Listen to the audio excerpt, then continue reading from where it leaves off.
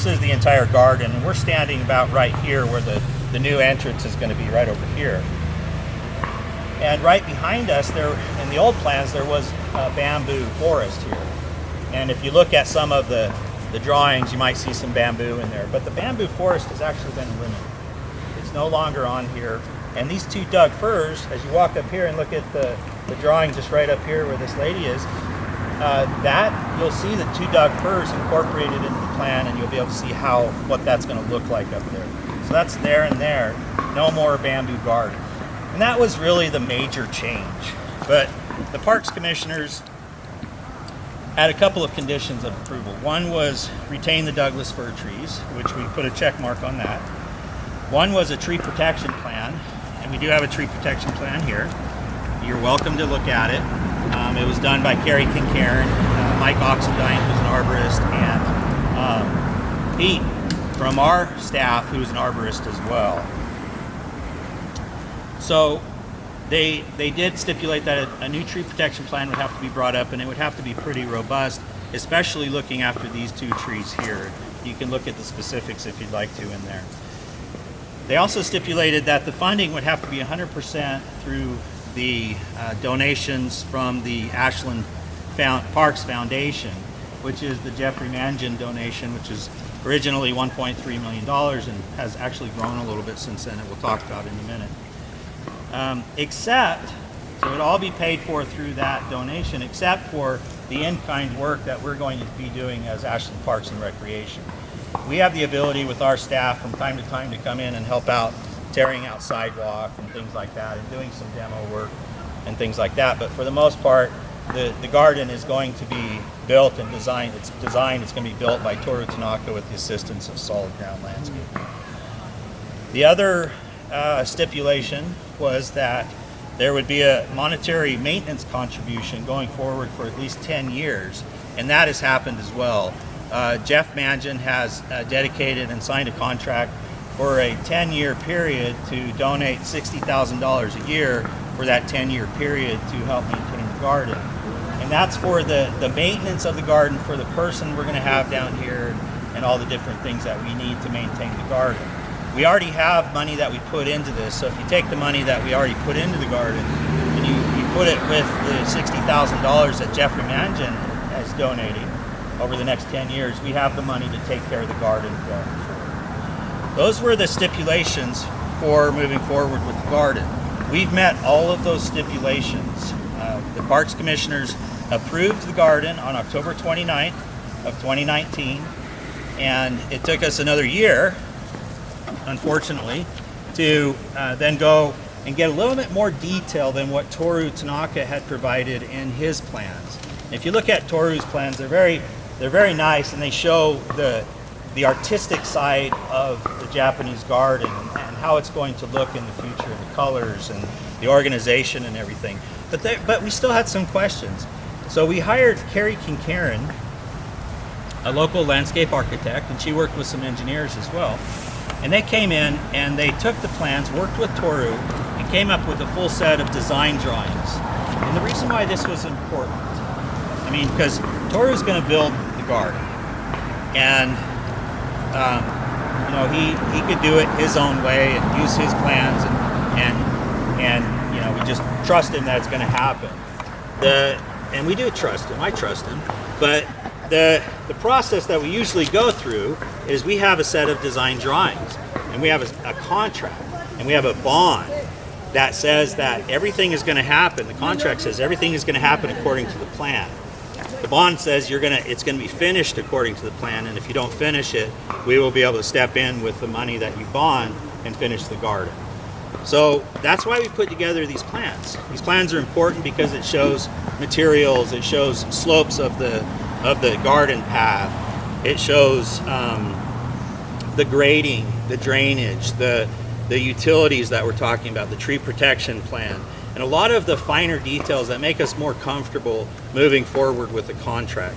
So we did get that. This is the full set of plans. I'm just gonna say really quick, she inadvertently put bamboo garden on this. There is no bamboo garden at this location.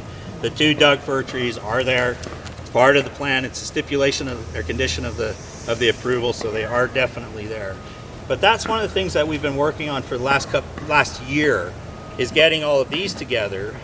And once we had that finished, we felt comfortable that we could actually build the garden for the price that we have, and that it actually makes sense. It geologically, you know, the ground, it's going to work with the ground. We're going to be able to put everything where we say it is.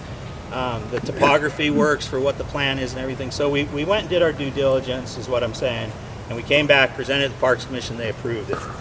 We went to the City Council. I should go back.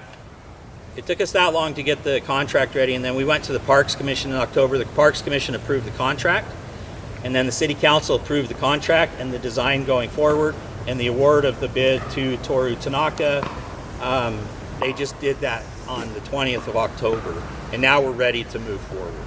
So just a couple of other things really quick. The contract details, the cost of the renovation is going to be $1,380,000. Okay, so that has increased from when we last talked, and that's a result of these plans. Because we were able to do these plans, we were able to better anticipate the materials and resources that we were going to need, and we adjusted that bid based on that. Jeff Mangan has agreed to up his donation as well to cover that $1.38 million contract. The design was done by Toru Tanaka, but the construction is going to be by Toru Tanaka as well, and he has a subcontractor that's Solid Ground Landscaping. They'll be here on the ground a lot, but Toru will be in town every week looking after the project, and he's the general contractor, the main person on the project. I will also be helping to manage the project. I'll be here every day looking after the project, and if there's concerns, you can always call me, and I'm the point of contact for Ashland Parks and Recreation. So the timeline, let's go over the timeline really quick. So we're going to start construction this week, actually, and that means that there will be a construction fence here for the timeline of the project, and the timeline of the project is 24 months. And does this remain, and then they're just adding? No, it's being redone through here. There are things that are being taken out and replaced. So this is, and you're welcome to look at the plans when we're done talking. This is actually the last presentation we're doing after a number of presentations on this topic, after several years of conversations on this. So the timeline is 2 years, and a lot of people ask me, why does it take so long? I mean, it's a landscaping project. Why does it take so long? And it has to do with I think it has a lot to do with the authenticity of a Japanese garden, the cultural aspects, and the fact that this is a presentation of a cultural piece of cultural art, if you will, that's manifest through landscape architecture. This is a tradition that goes back thousands of years. It's a very old tradition of building and landscaping. And just like any artist doesn't want you to come in and critique their painting halfway through the painting, they'd rather wait until it's all done and you're actually critiquing their finished work. That is what we're also looking at here. So with some of our garden projects, you might see us come in, lay a sidewalk down, do some landscaping. You see some little plants here and there, get the water in there to get them to grow, and we open it up, and then down the road a little bit we enjoy the beauty and the grandeur of the landscaping project that we did after everything grows a little bit. Well, this is the 2 years is not only going to give time to work the ground, but to give the plant material a time to grow and acclimate and to see what's working and what's not working. And when we open it up again in 2 years, you will have a finished piece of art that you'll be walking through, as opposed to just wait type of thing. You know, just wait until this is done. It's going to be amazing. It's going to be more finished, and it'll be more of an experience as it opens up and you're able to walk through. So the impacts to the park are going to be minimal, but it's we're going to be blocking this sidewalk section off. We're tearing out part of the sidewalk. What we're going to do is we're going to route people. There's going to be a new path that's formed. If you drove up Winburn today, you might have noticed a new crosswalk in Winburn. We're going to get some signs up. There's a new crosswalk out here. There's going to be a path that goes down to the crosswalk right here. We're going to cross people across Winburn, and then there's a trail on the other side that we're going to enhance a little bit as well. And it'll lead you over to the tennis courts, down to the Chet Corey Garden, or wherever you want to go.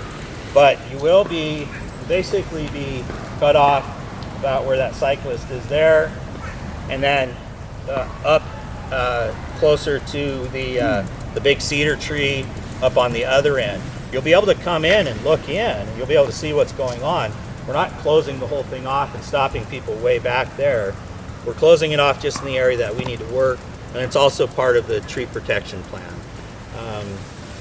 We will have these Doug fir trees. We'll have fences on both sides of them around the larger trees in this area, and all the larger trees around here will have fences around those so that the construction vehicles don't accidentally drive into the root areas and damage trees unnecessarily. So there'll be a lot of fences around here. We'll be accessing mainly from up in this area.